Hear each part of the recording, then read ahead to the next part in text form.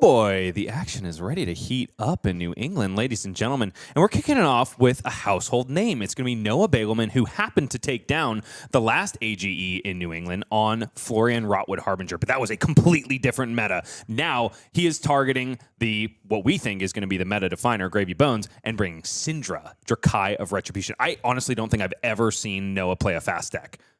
Yeah, neither have I. To your point, it seems clearly aimed to target Gravy Bones. That being said, doesn't look like that's what Noah's going to get round one. No, indeed. It's going to be a Ninja Mirror. It's going to be Cindra Dracai of Retribution versus the old newcomer, Ira Scarlet Revenger. More on that in just a moment, but we got to take a look at Noah's player profile because he filled one out for us, and he has some hot takes on ice cream. If you've been in the AGE Discord over the last week or so, people have been up in arms about this ice cream question. It has been divisive, to say the least. Yeah, and speaking of ice cream, that AGE win percentage for Noah, that'll melt your ice cream. I don't think I've seen one that high for somebody who's been at multiple events. So I know the odds makers would be favoring in this round one. We're going to see if those 100 monkeys in Noah Beygelman's head are going to be able to pull out a win here. But you got to give the edge to a guy with an 86% win rate at AGE thus far. Yeah, I don't think I have an 86% win rate into my most favorable matchups. If playing Fang and starting with 3 fealty, I don't know if I could hit an 86%. So credit to Noah. I'm excited to seeing him play. Like you said, never seen him play an aggro deck. Interesting to see what we can learn. And he's going to be facing off, I believe, an AGE newcomer in Zachary Flores, who I think is joining us for the first time, let alone in New England. So we'll have to see which of these ninja heroes is going to be able to come out on top. So let's stop talking about it, Patrick. Let's go ahead and be about it. Let's proceed on down to the East Coast, ladies and gentlemen. For this, the first round of AGE New England in June. It's Noah Beygelman versus Zach Flores. We've got our names a little bit mixed up right now. We'll go ahead and swap those around so as not to confuse you. But the music has swelled, and it is time to get going at Grave Troll Games in Nashua, New Hampshire. Store owner Katie is adjusting the thermostat in the background, which means that it is time to heat things up. And looking at equipment here, I think it is about, on the Cindra side, it's basically predetermined, I would think, the 4 starting pieces you're here with. Zach, on the other hand, has in the boot slot the quick dodge flexors, which is clearly a nod at the fact that Ira is going to be going very wide very early, and of course got the tunic in the chest piece. Yeah, so it's a curious choice for both of these players to be bringing Mask of Momentum. I tend to think that is just the de facto best in slot for the head for both of these ninjas. But because Zach is also using those quick dodge flexors, I tend to think that he is going to be the defender in this matchup. He's probably identified that he cannot go as fast as Cindra, so he's probably going to take things slow, play the value game, lean on that hero ability to get just +1 value out of every one of these turn cycles and see if he can grind the game out in the end. Yeah, and Zach, you're choosing to do, going first, you always have, which I would imagine in the Ninja Mirror is you'd rather be going second. I'm going to insert myself there and say, but opting to go ahead and start attacking, which obviously gives your opponent the chance to filter, making the decision there that he could leak some damage, which proved correct here as he's already leaked 1. Okay, 1 damage gets through on that first Harmonized Kodachi. The second one, however, comes in for 2, thanks to that Ira Scarlet Revenger hero ability. 2 go again, covered up nicely by a cut through from Noah Beygelman. What will the follow-up be here? How much damage does Zach really want to push on this turn 0? Yeah, it's an interesting question. You have to wonder, Noah obviously letting that first one come through, I think, is a nod at the fact that he's expecting to be able to have to block more later in the combat chain. So he's got 3 cards in hand. Zach has to figure that he's going to be able to block this out, but nonetheless, maybe just wanting that sensor out of his hand. And a bread and butter Ira play here. Even on turn 0, it's Kodachi, 1 for 5. And this one is a big one. It's Sensor coming in for 5 and also threatening to, on hit, of course, make it so that Noah Beygelman cannot play a particular card of Zach's choice on his turn. However, it is nicely covered up by Noah here, and Zach parks a card in Arsenal, passing back over to the world champion contender, Noah Beygelman. Ooh, and Zach accidentally putting his sensor in the pitch there. Hopefully that gets caught at some point. Well, in either case, when a sensor hits, it's one of my absolute favorite moments in Flesh and Blood. It's really like a knowledge check for the deck you're playing against. Can I pick out the one card? Am I going to get you with this? Because it's sort of feast or famine. It can be completely inane if you guess wrong, but it also can be incredibly influential. I think the reason it makes it into these Ira decks is because of that 1 cost and 5 power. It's just icing on the cake if you can guess something that disrupts your opponent. In this case, Noah Beygelman cannot be disrupted because he is coming out swinging after turn 0 and blocking out entirely. It's 3 go again here with a Fire Tenant. Strike first. Next Draconic attack is going to get +1. Always interesting as the mid-range deck, and it looks like maybe we're fixing that sensor mistake there. It does seem that is the case. And we caught it. We're on top of it here in AG New England. It's always interesting as the mid-range deck playing against Cindra to decide, or I guess any aggressive Mask of Momentum deck, which chain link do you block? How much damage are you willing to leak? I tend to be a believer in block the 3rd attack action that'll actually trigger it, and make it put it on them to be able to threaten Mask again. Okay, second chain link is blocked here. Doesn't look like Noah wants to commit the Flick Knives here, so Mask of Momentum is reset for all intents and purposes. Ravenous Rabble revealing a Blaze Headlong on top, coming in for 4 go again. One of those mainstays from, I believe, Arcane Rising originally, but reprinted to the 9s at this point.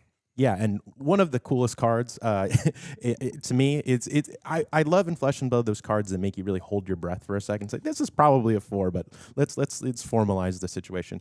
And here, Noah flicking the kunai, which will leak a damage here. Continuing, I'm not sure if the mask was broken there. I'm not sure if that blocked for 4 on that second chain. That Rising Knee Thrust did block for 3. Okay. So you're right. No, Mask of Momentum is absolutely live thanks to that Fire Tenant strike first. Looks like, 2 cards with the Tiger Strike Shuko immediately blocking out the Ravenous Rabble, making sure that Noah can't draw that card. But the Flick Knives on the Ravenous Rabble keeps that alive. Noah refreshes that card for the Arsenal in next turn, and we know, thanks to the Ravenous Rabble, that it was a Blaze Headlong, a premium card for Cindra. That is an excellent first turn for Noah. He took 2 cards out of his opponent's hand, still triggered the Mask of Momentum, and got a very much usable card to park in his arsenal. I would think that's basically exactly what you want to be doing as Noah, as the Cindra in this seat. So it's really going to be on Zach to be able to push some either some damage, some disruption, perhaps now that he's taking his first real turn, and starting off with the classic ninja move, just the Kodachi for 1. We'll see if he follows it up with a Kodachi for 2, or if he has some sort of disruptive +1 generic. There is a blue 0 cost in the pitch, which tends to lean towards Harmonized Kodachi, but no, it's a 2 cost in the hand. Humble coming in for a whopping 7 points of damage thanks to Ira's hero ability. This one threatening essentially a sleep dart effect. It's going to turn off Noah Beygelman's hero text if it connects, which does mean no more buying those kunais back, which could pay dividends down the line. How many times have you been up against a Cindra, or even in the Cindra seat, when you just find yourselves completely empty-handed and have a really tough time filling them back up with those kunais? Yeah, and speaking of humbling, I had to remind myself what this one does. I have not seen this played very, very frequently, and I think it's a testament to just how much of a toolbox deck Ira is. You really get to target the meta and decide whatever you think is going to be the most effective way of making your opponent's life more difficult. There, Noah just taking 4 damage, deciding that the 4-card hand will be sufficient. Let's see how much he can push back here.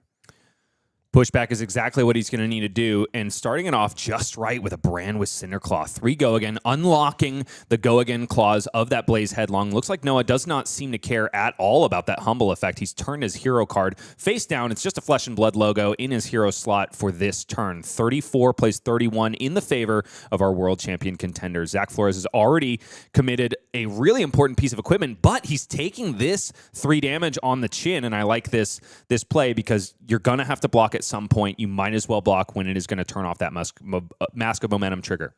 And if you peek at Zach's hand here, he does have probably the best card you want to have when you're facing a Cindra onslaught in Shelter from the Storm.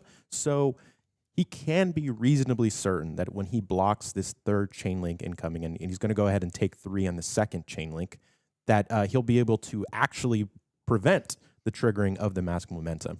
Fealty token generated here. One of the really nice things about that brand with Cinderclaw, specifically in the Cindra deck, and with all of those new non-draconic ninja cards with powerful effects that were printed in the Hunted, is that Brand with Cinderclaw can turn on some really powerful abilities. I'm thinking of Art of the Dragon Fire, where you just deal 2 damage if this card is draconic. In this case, not really able to cash in on that draconic clause of Brand with Cinderclaw, but nevertheless, it's a lot of damage coming through. And after the Blaze Headlong is covered up by Shelter from the Storm, it's Breaking Point, which has its Rupture Clause active here because it is the 4th draconic attack this chain. So this is threatening Zach's arsenal, which he has protected for 2 turns at this point, I believe. Yeah, threatening Arsenal and threatening Mask Momentum trigger. So if this hits, it is borderline disastrous for Zach, and it looks like that's exactly what's going to happen. And it looks like Noah got a nice Rising Resentment off the top, which is an excellent chain starter for his next turn. So really everything so far coming up Noah. The only downside for him is that he was not able to buy those kunai back thanks to Humble hitting on Zach's side of the board the previous turn. So Noah is left empty-handed in terms of his knives, and Zach is able to clap back with what is hopefully going to be a bit of a disruptive turn. It's Harmonized Kodachi for 1 as the start. And peeking at Zach's hand here, he's got 2 what are probably going to be 0 for 4s, assuming Noah lets this one of these 2 Kodachis that are coming hit, which he does. So he's got damage, good damage, I would say, but not going to have much in the way of disruption, which I think when you're below 20 against a Cindra, you're really hoping to sort of stem some of the bleeding.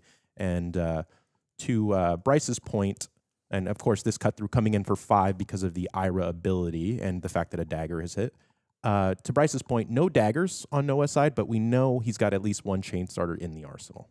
He's also got a fealty token, which means that he can he can basically just create a turn starter as long as he's got something with natural go again. And man, he is loaded up with ignites as well. So he's got plenty of natural starters for the Draconic hero. What he doesn't have is the kunais that are really nice to follow up with on those ignites. Usually you want to go ignite to go again and then discount a dagger that you can then essentially activate or swing with on a further chain link. In this case, Zach really trying to climb his way out of this life gully that he's found himself in. It's 2 cut-throughs, which is it really informing his decision to not block on the previous turn. All of the cards in his hand just did more on offense than they do on defense. Yeah, and Noah having the 2 ignites and not blocking with them, at least not yet, and it doesn't look like at all, implies to me that Noah may have a 1 for 4 in his hand. Given that there is currently no kunais available to him, to your point. So and wow, that breaking point is showing just how important it was because there was 1 resource floating at the end of the turn. Zach did not have the resource, the block value to stop it on Noah's turn, and that means that 1 resource at the end of Zach's turn would have been converted to a sensor, making it so that these life totals would have been a lot closer. But alas, breaking point hitting and destroying that sensor means that Noah essentially gained 5 life while taking 5 from his opponent. He's starting it off with a Rising Resentment here. 27 plays 19 in the favor of the Beygelman. 3 go again. And if Zach, going ahead and taking the 3 here. If I'm right, this Rising Resentment effectively doesn't have any text on it unless you have, I guess, a 0 cost Draconic card. But you could discount a 0 cost. You could discount a 0 cost, and then you gain a resource when you play it. No, I'm kidding. So let's see if Noah follows up here, and there is, of course, the Ignite. Currently kunailess. One of the 2 in the hand of Noah Beygelman. The other one lurks in wait, and it's also looks like a yellow brand with Cinderclaw. Honestly, not a super high-powered turn for Noah here. He's probably going to save one of these cards for Arsenal later. Going ahead and activating Cindra should be paying 1 for this. Because he's only got 2 Draconic chain links thus far. Oh, I see. Ignite will discount that ability because Cindra is, of course, Draconic in her own right. Noah paying his taxes the proper way and cashing in that resource, that free resource essentially from the Ignite to get his kunai back rather than swing with them as is tradition. The second Ignite, however, is followed up with here 2 go again. 3 chain links wide is where we're at right now, and looks like Yeah, Zach just taking it and giving Noah another card off of that Mask of Momentum. Have we seen a turn yet where Noah hasn't drawn a card off of Mask? I don't think so. But this is the first time it's been, oh, wow, from Noah. That has got to be maybe the best card he could have drew off the top. That is, of course, Wrath of Retribution. I was about to call it Cindra specialization. It's not even that. It's Hulk Hogan with the leg drop off of the high robe. It's Wrath of Retribution from the top of the deck. 3 go again here after 2 ignites have been played and Noah has bought his kunai back. Zach is probably sitting here thinking, man, I was damned if I did and damned if I didn't. But Noah drawing it right off the top, showing that there was no place to hide for Zach unless he were, of course, to block out that Mask of Momentum. And Zach, I think, being a little bit greedy there, but justifiably so, because if you look in Zach's hand, he does have a dual threat, which I'm thinking he was trying to keep the whole grip to send as much damage as possible at Noah to close that life gulf. And at that point, Noah had only presented some 2 attacks, which aren't that threatening on their own. Of course, the Wrath of Retribution completely changing the math here, and Zach suddenly in a lot of hot water. I tend to think that might have just been a brain fart and a forget of the Mask of Momentum trigger because, I don't know, when it's only 2, it's so easy to cover that up with a 3 block and also insulate yourself from the Ancestral Empowerment that might be lurking in the hand. You've got to deny those card draws when you can against Cindra. You just can't keep pace if she is playing with Intellect 5 for the entirety of the game. Yeah, and maybe Zach making a calculated risk there too, maybe figuring Noah, there's a chance bricks on the card off the top. Of course, we're going a little bit revisionist now because this was unfortunately the disaster scenario for Zach. But at least Zach survives this turn. We're going to be able to see this, what I'm perceiving is going to be a big dual threat turn. And dual threat, again, a newer card from the Hunted. Very cool when it does pop off. A lot of value to be gained from a yellow pitch. So after that onslaught of kunai and Retribution, Noah Beygelman sits at a comfortable 27 to his opponent's very uncomfortable 4. Zach Flores, however, is on the front foot here. It's Bittering Thorns to lead this off. A blue in the pitch, which means that this is 4 go again on hit. Next attack will get +1. And Noah here, the one thing that Zach did do there was he was forced to block with his Mask Momentum. One of the cooler things about playing a dual threat out, which I'm guessing Zach is going to do, is you can sort of bait your opponent into trying to stop the Mask Momentum trigger, which of course is a Phantom trigger because you're planning to break the combat chain anyway. Harmonized Kodachi is the follow-up here. Bittering Thorns should be buffing that up along with the IRR hero ability, which means that this Harmonized Kodachi is coming in for 3 go again. One of the bigger Kodachis I have ever seen. But we're going to see something even bigger on the next swing of the dagger because, like you said, Patrick, dual threat is coming out next. Yeah, if you didn't catch that, I was about to say, well, I think you're about to see a bigger Kodachi because, well, at least we're planning for it. Let's see how much respect Noah gives to these Kodachis that are to come. You got to be figuring in Noah's seat. Zach is only a meager 4 life. As Cindra, even on some of your worst hands, unless they're complete bricks, you can push enough to usually be able, if not to completely take Zach's hand, almost effectively do so. And of course, there comes the dual threat that was foretold, and really Zach soaked up a lot of damage to be able to play this out. So hopefully we see some fireworks. Definitely. Will it be enough is the question here, though. Torrent of Tempo is the follow-up here, which means that Zach doesn't have enough resources, unless I'm missing something, to swing that second Kodachi, which means that this dual threat is only going to get 3 value.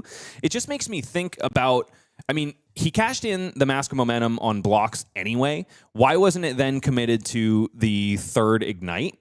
In order to stop that Mask of Momentum trigger. I think he kind of just thought it was a foregone conclusion that he couldn't stop the card draw from Noah on the previous turn. But if he had just gone for it a little bit, he might have been able to save probably upwards of 10 life.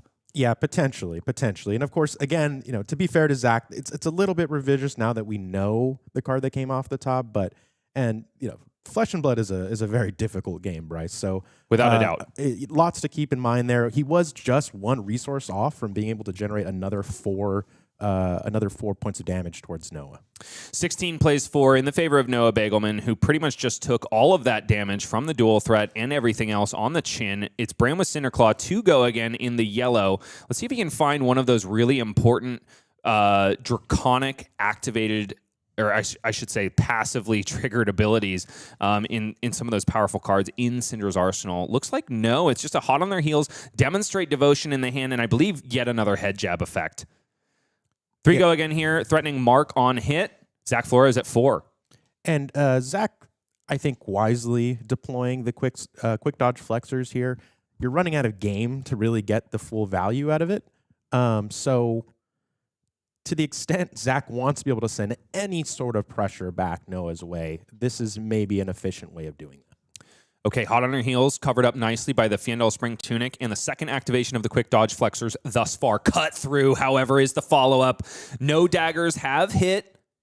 But it's a Draconic cut through because he popped a fealty. So I think what Noah's planning to do here is use the Cindra ability to get back a dagger at instant speed. And then flick it. And then flick it. So Zach hopefully sees that because 4 is getting awful low here.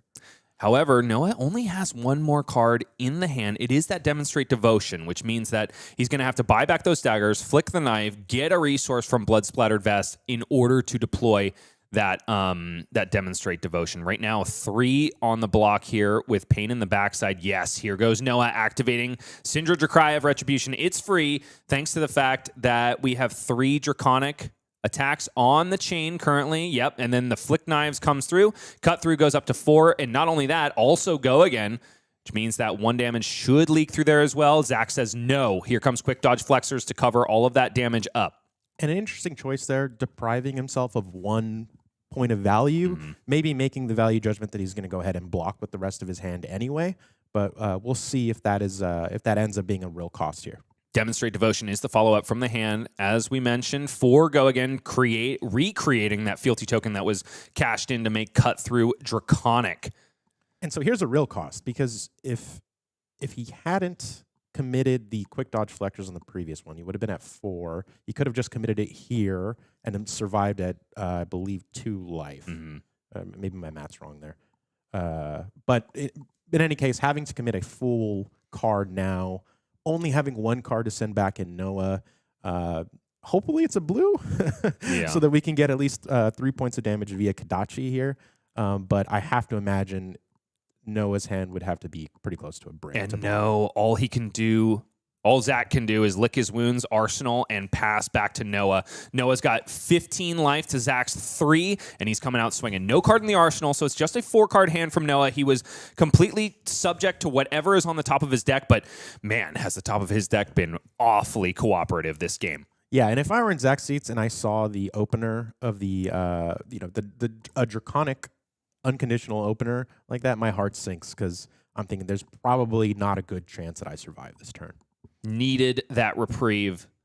Zach Flores threatening, facing down yet another hot on their heels. 3 go again from Noah Beygelman. But he does have a shelter. Maybe you're less thinking about mask triggers at this point in the game, but a 4 in the corner is a 4 in the corner. Looks like looking for a scrap is the block here. Zach. That blocks 2, right? It does, so that Shelter from the Storm will cover it up completely, which means that not only is the damage from Hot on Her Heels covered up, but also the flick knives that Noah just deployed in the reaction step. So one point of prevention still floating on this turn, and a Rising Resentment is the follow-up. Yet another head jab effect, 3 go again. However, it does have text. If Zach is threatened by it. Looks like Erase Face is the block here. Only blocking 2. Shelter from the Storm going to cover up the rest of that damage. Noah buys back his Kunai of Retribution. Looks like that card is destined for the arsenal.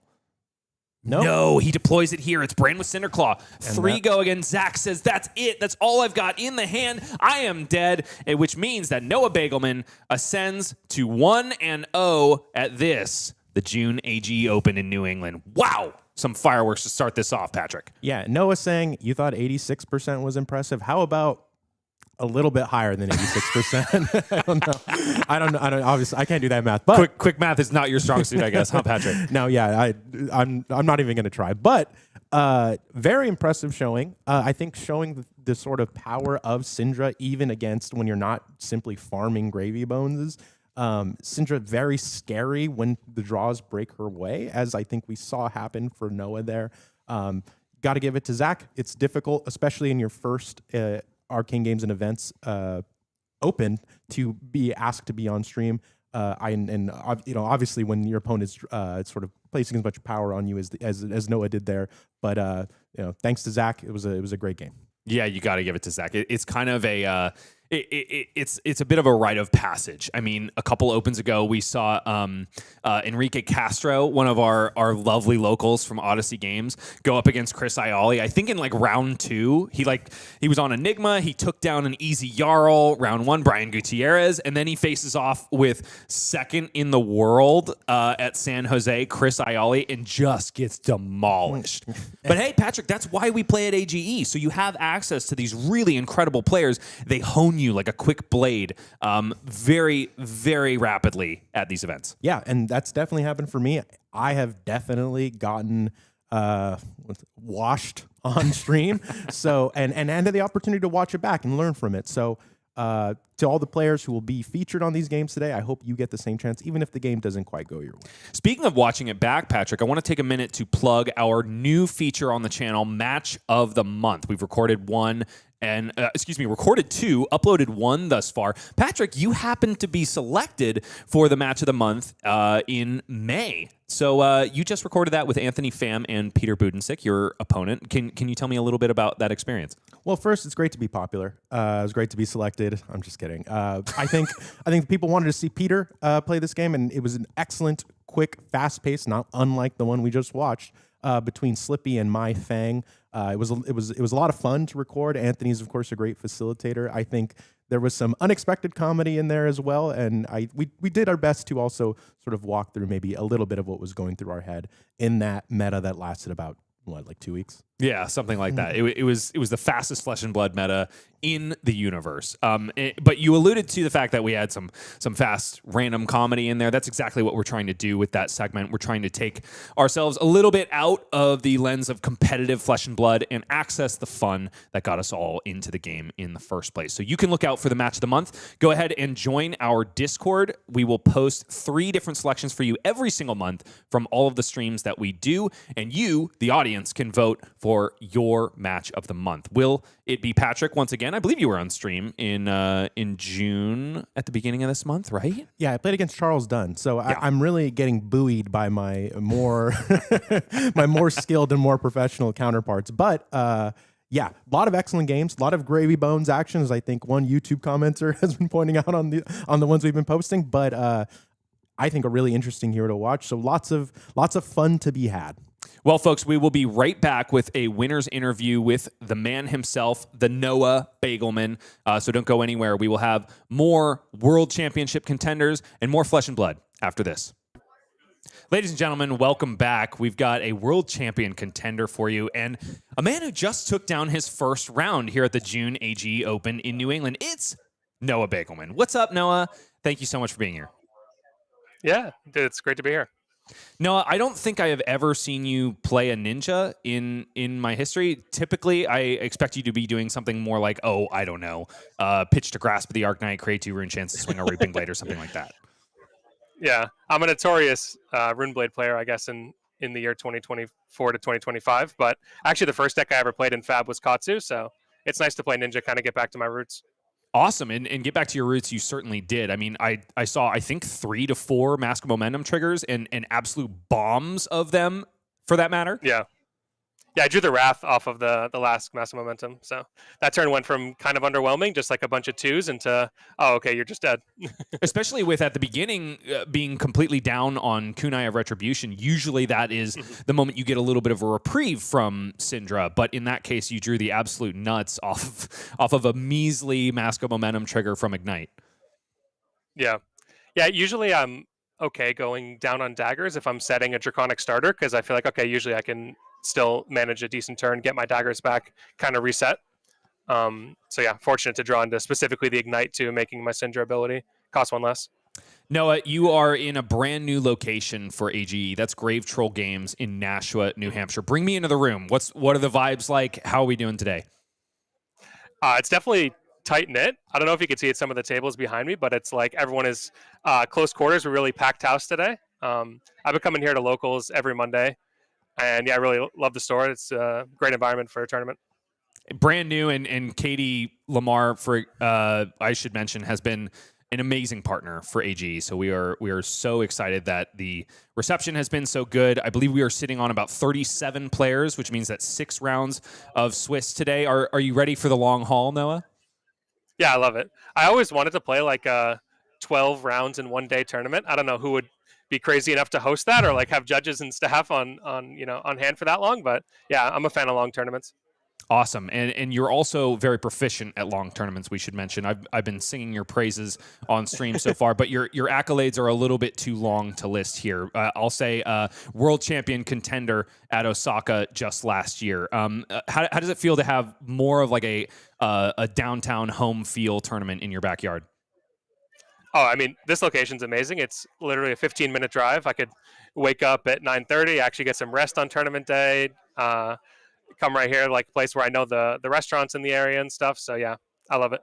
Oh, restaurants in the area. So what are you going to be hitting up for lunch break?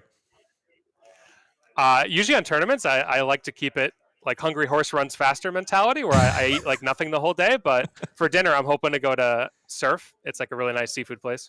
Dude, I've noticed that about a lot of really good Flesh and Blood players. I can't handle it. Like, I need snacks. I need constant calorie intake in order to perform properly. What do you think? What do you think the deal is with that? Is there like some superstition about losing the magic the second you ingest some calories? I just always get sleepy whenever I eat. Like, I have no concept of moderation, so whenever I eat, I just eat way too much, and then I get like lethargic. So I just try to like have like energy drinks, keep super hydrated with water, and then that like helps me stay more alert. Well, I'll hope for your sake that you're going to be avoiding the tryptophan turkey dinner throughout the day. Yeah, exactly. That being said, Noah, you're going to have, I think, a lot more time on break than you normally do based on your deck choice. I mean, I think if you're going to be winning, you're going to be murdering people in 3 or 4 turns. Yeah, it's super weird feeling for me, just like winning the games quickly, getting a chance to like scope out the competition, not playing Florian beforehand. Just like some of my games would come down to like literally the last hand in the deck, especially when new was legal, right? Those assassin matchups could take like a really long time. So yeah, nice to be able to have some quick games. Are you more comfortable when you have kind of like this moment of introspection in between matches, or are you so used to going to time at this point that you would much prefer to kind of be playing throughout the entire day? I think this deck probably gives me a little bit too much time. I think like the sweet spot's around like 10 to 15 minutes of reprieve, but like 30 plus minutes is sometimes you can get your head out of it a little bit. So yeah, we'll see if that's an obstacle I have to overcome or if it ends up not being an issue. I was about to say, if hungry horse is your mentality, then you are not going to be starved for time. That's for sure. Yeah, for sure. Awesome, Noah. Well, thank you so much for joining us. Thanks for being at AGE in June. We got to give you an opportunity to shout out. I think you might have a podcast or a little known podcast out there in the Flesh and Blood universe. Yeah, you can catch me every Wednesday or Thursday, depending on when Yuanji feels like editing it, on the Runaways podcast with Cody, Dan, Lucas, sometimes rotating guests. Yeah, I'm a huge fan of doing that every week. It's something I look forward to, so I hope y'all can enjoy it too. What the heck? Why aren't the rest of the podcast boys out there in Nashua today?